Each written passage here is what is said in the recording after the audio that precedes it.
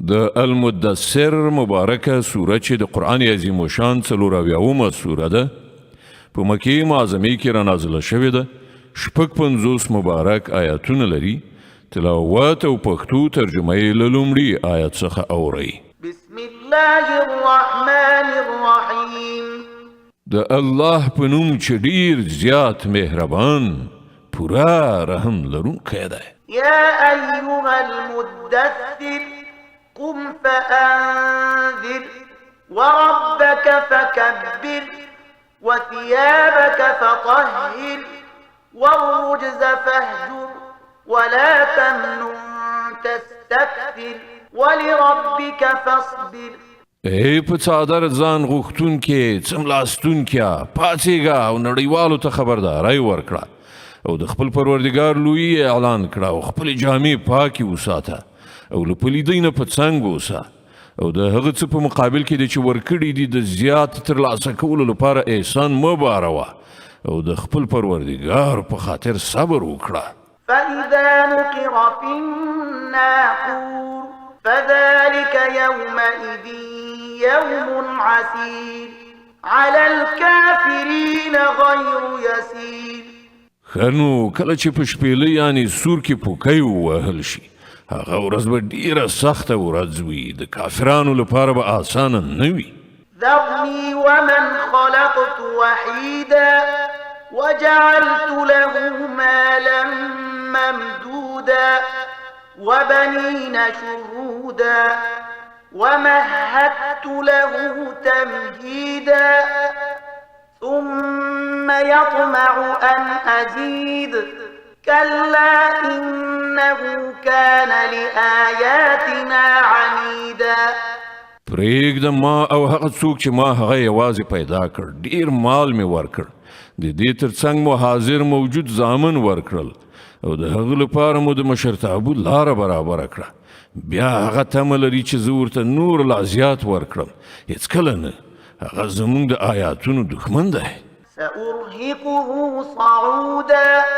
زه خو به هغه ډیر ژر له ډیرو سختو ستونزو سره مخامخ کړم. إنه فكر وقدر فقتل كيف قدر ثم قتل كيف قدر ثم نظر ثم عبس وبسر ثم أدبر واستكبر فقال إن هذا إلا سحر يؤثر إن هذا إلا قول البشر.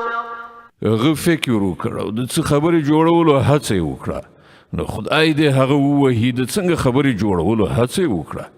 هو خدای دې هغه ووهي د څنګه خبرې جوړولو هڅه یې وکړه. بیا یې د خلکو لوري ته وکتل. بیا یې وچولی تریو کړ او خوله یې بړوسه کړه.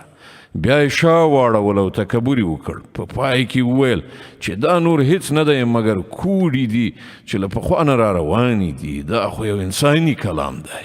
سأصليه سقر وما أدراك ما سقر لا تبقي ولا تذر لواحة للبشر. ډیر ژر به زه هغه دوزخ ته ننباسم او ته څه پوهیږې چې څه دی هغه دوزخ؟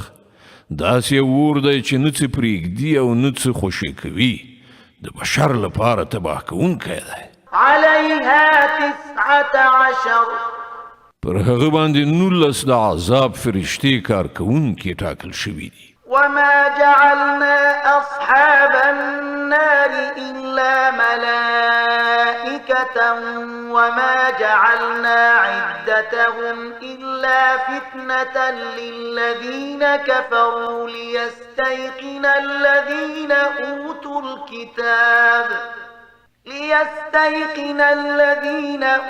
الكتاب ويزداد الذين آمنوا إيمانا ولا يرتاب الذين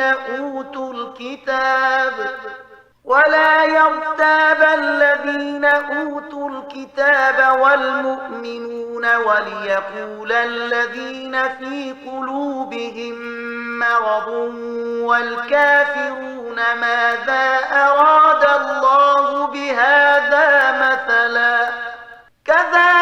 يضل الله من يشاء ويهدي من يشاء وما يعلم جنود ربك إلا هو وما هي إلا ذكرى للبشر. مونږ د دوزخ دغه معقلان پرېښتې ګرځولي دي او د هغو شمیر مو د کافرانو لپاره ازموینه ګرځولې ده تر څو چې د اهل کتابو باور راشي او د مؤمنانو ایمان زیات شي او اهل کتاب او مؤمنان په کوم شک کې پاتې نشي او د چا چې په زړه کې ناروغي ده او کافران دا وایي چې خنو د الله د دې عجیبه خبرې نه څه مطلب کېدای شي په دې ډول چې د الله چاته خوښه شي ګمراه کوي او چاته چې خوښه شي لار ورخي او ستا د پروردګار لښکرې په خپله له هغه پرته بل څوک نه پیژني او د دوزخ یادونه له دې پرته د کوم بل غرض لپاره نه ده شوې چې خلکو ته پند وي. كلا والقمر والليل إذ أدبر والصبح إذا أسفر إنها لإحدى الكبر نذيرا للبشر لمن شاء منكم أن يتقدم أو يتأخر. هیڅ کله نه قسم دی په سپوږمۍ او په شپه باندې کله چې هغه راګرځي او قسم په سهار باندې کله چې رڼا کیږي. دغه دوزخ هم له لویو شیانو څخه یو دی د انسانانو لپاره ویرونکی له تاسې نه د هر هغه چا لپاره ویرونکی چې د اعتدال له حالت څخه وړاندې تګ وغواړي یا بیرته پاتې کېدلو وغواړي. كل نفس بما كسبت رهينة إلا أصحاب اليمين في جنات يتساءلون عن المجرمين ما سلككم في سقر. هر څوک د خپلو کړو په بدل کې ګیراو دی د ښي لاس کسانو څخه پرته چې په جنتونو کې به وي.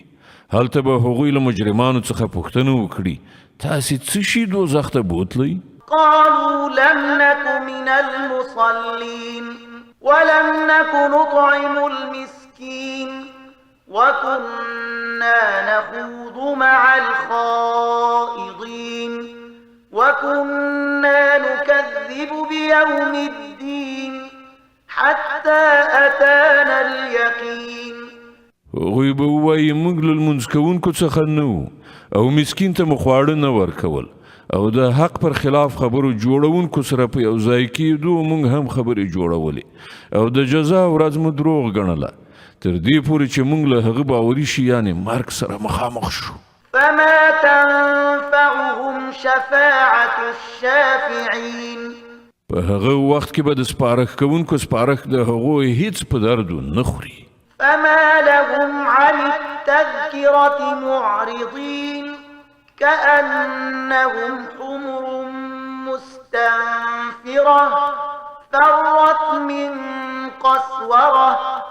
نو په دغه خلکو څه شوي دي چې دوی له دې نصیحت نه مخ اړوي ګواکې دوی ځنګلي خره دي چې د زمري له ویرې وتښتېدل. بل يريد كل امرئ منهم أن يؤتى صحفا منشرة كلا بل لا يخافون الآخرة. بلکې له دوی نه هر یو خدا غواړي چې د هغه په نوم پرانستي لیکونه ولیږل شي.